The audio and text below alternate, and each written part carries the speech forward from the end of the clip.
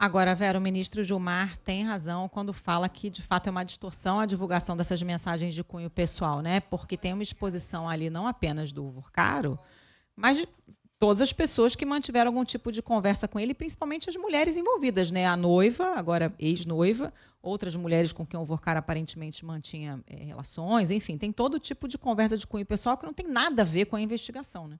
Concordo plenamente, Carol. Até levei a coluna da Marilis Pereira Jorge, que falou a esse respeito na Folha de São Paulo, para o meu feed no Instagram, porque né, na fervura desse tipo de caso, a gente acaba recebendo meme, dá risada do meme, manda adiante, sem se dar conta, muitas vezes, da violência que existe em relação a uma pessoa que até aqui não é investigada. Pode ser uma testemunha importante, porque ela era ali informada de assuntos relevantes das transações do namorado / noivo, mas o grau de intimidade que foi revelado num vazamento indiscriminado, sem nenhum tipo de proteção, não diz respeito ao processo, acaba funcionando como entretenimento e tendo a mulher como alvo, sem resolver nada do caso. Dito isso, me chama a atenção que o ministro Gilmar Mendes tenha se afixado só nesse ponto. Que ele não tenha comentado nada a respeito da cobrança que existe sobre o tribunal do qual ele é decano, para que 2 ministros, 2 de 10, expliquem relações que tiveram com um ex-banqueiro investigado pelo próprio tribunal, investigado pela própria turma da qual um desses ministros faz parte, que é o ministro Dias Toffoli, investigado por ele que até anteontem era inclusive o relator do processo. Então, esse é o aspecto crucial, o aspecto central que diz respeito ao Supremo. Na semana passada, quando o ministro André Mendonça, já no fim da sexta-feira, pediu para que seja investigado o vazamento dessas informações, ficou claro que a mudança de foco estava sendo feita ali, para que se investigue o vazamento e não se investigue o que está dito ali, que o ministro teve conversas com Daniel Vorcaro, que até aqui não estão esclarecidas de que natureza foram. Então, eu acho que existe essa cortina de fumaça feita pelo Supremo, pela PF e pelo Ministério Público em torno da participação do ministro Alexandre de Moraes em conversas com Daniel Vorcaro. Que conversas foram essas? Sobre o que elas versaram? Em que momento se deram? Tudo isso precisa ser esclarecido pelo bem do Supremo, pelo bem da institucionalidade. Me chama a atenção que ninguém toque nesse assunto, fale só dos vazamentos. Não partiria deles, né? Talvez. Investigar?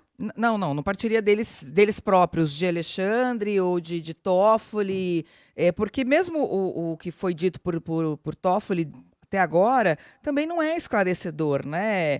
Enfim, eles não vão tomar a frente para colocar as coisas em pratos limpos. Quem é que vai cobrar esses ministros? Deveriam, né? Deveriam tomar, porque a gente sabe que existe toda uma cadeia ali de proteções quando se fala do principal tribunal do país.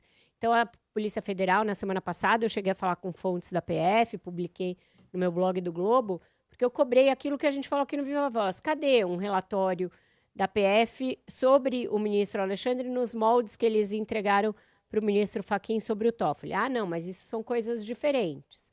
O Toffoli era o relator, a gente tinha que se reportar a ele e tinha visto ali coisas bem mais sérias, bem mais concretas.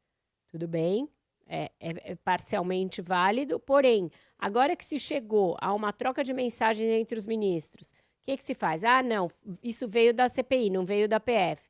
Já está claro que a PF tinha acesso a essas informações. Não vai comunicar o relator? Não vai pedir? Porque o ministro do Supremo precisa de autorização do próprio Supremo para ser investigado. E quando chega em algum deles, você tem que reportar. Eles reportaram para o relator? Então, tem uma névoa em relação a esse assunto. Tanto a PF quanto o Ministério Público teriam prerrogativa de fazer isso, respondendo ao que você me perguntou, né? Mas, até aqui, tem todo mundo pisando em 1000 ovos para chegar no cerne dessa questão.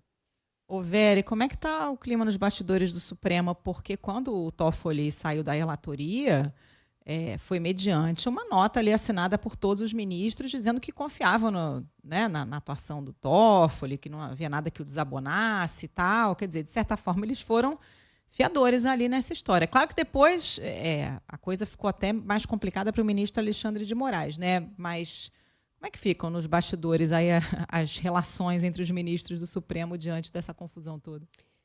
Tem aquela consternação que nunca vai ser admitida de público.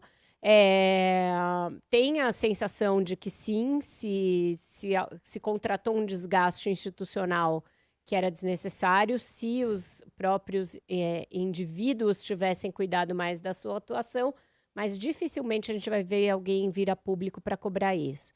Para o presidente Luiz Edson Fachin fica toda a conta desse desgaste, porque ele prometeu uma coisa na sua posse como presidente, e o que está acontecendo é diametralmente o oposto daquilo que ele prometeu. Ele prometeu menos protagonismo para o Supremo, que cada poder atuasse dentro das suas prerrogativas ali, não invadindo a seara do outro, e menos brigas institucionais. E desde que ele assumiu, tudo isso só se agravou. A gente até vai ver hoje mais cobranças nesse sentido em cima dele, né?